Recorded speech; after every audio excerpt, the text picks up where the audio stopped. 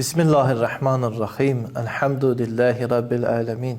Hər birinizi salamlayıram. Gününüz xeyirli olsun inşallah. Mövzumuz Məhdəviyyət barəsində idi.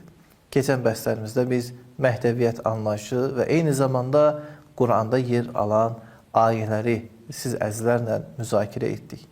Bugün isə bu sual ətrafında danışmaq istərdim. Şiələrin etiqadına görə Məhdi dünyaya gəlib, yoxsa yox? Bildiyiniz kimi, Şiələrin əsas etiqadından biri budur ki, Məhdi İmam Həsən Əskəri əleyhissalamın övladıdır və hal-hazırda qeyb dönəmində yaşayır. Lakin bu düşüncə müxtəlif şəxslər, məzhəblər tərəfindən müəyyən etiraz, şübhə və suallarla qarşılaşıb. Onlardan biri budur ki, ümumən niyə görə siz deyirsiniz ki, Məhdi İslama xasdır və eyni zamanda imamların nəslindən gələcək, yəni xanım Fatimənin nəslindən gələcək. Mən istərdim burada həm Əhl-i Sünnə və həm də Şiə hədis qaynaqlarına istinad edim. Onlardan biri budur ki, ilk növbədə həm Əhl-i Sünnə, həm də Şiə hədis qaynaqlarında keçən budur ki, Mehdi əleyhissalam Fatimənin nəslindəndir. Bu barədə çoxsaylı hədislər var. Məsələn, onlardan biri İbn-i Macə özünün Sünən əsərində Səid İbn-i Musaybədən, o da Ümmü Sələmədən nəql edir ki, Allah Rəsulu buyurmuşdu, Əl-Məhdiyyu min vuludu Fatimə. Mehdi Fatimənin övladlarındandır. Yəni, xanım Fatimənin nəslindəndir. Eyni məzmunlu başqa bir rəvayət Buxarinin Tarixul Kəbir əsərində keçir. Yenə Ümmü Sələmə buyurmuşdu ki, Əl-Məhdiyyu haqqun, Mehdi haqdır və huvə min vuludu Fatimə və o Fatimənin nəslindəndir.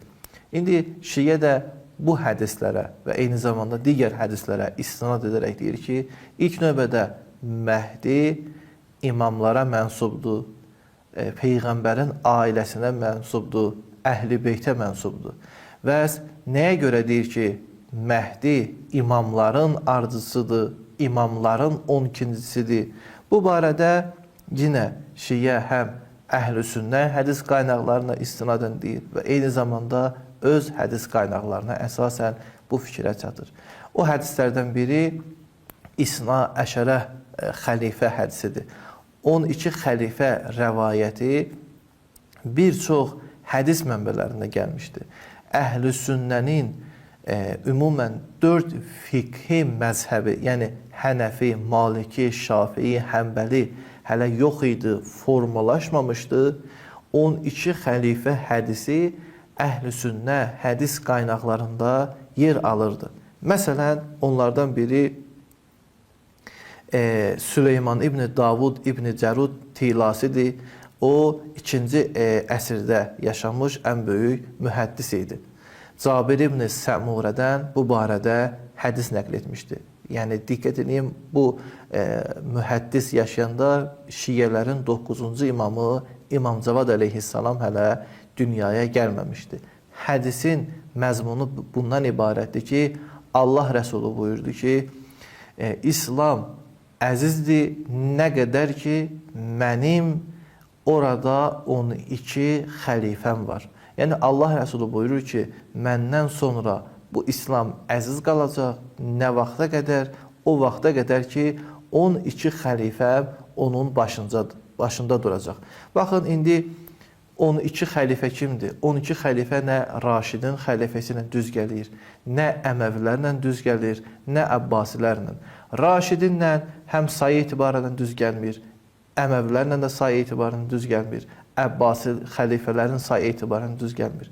Bu hədis yalnız və yalnız Şiə etiqadı ilə düz gəlir. İndi sual budur ki, 12-ci xəlifə hardadır? Bu hədisə görə o olmalıdır. Onun olmaqlığı İslamı əziz edir, İslamı həmişə diri saxlayır və Şiə belə bir nəticə alır ki, bəli, o doğulub 12-ci imamdır, hal-hazırda Allahın hikməti əsasında qeyb dövründə yaşayır.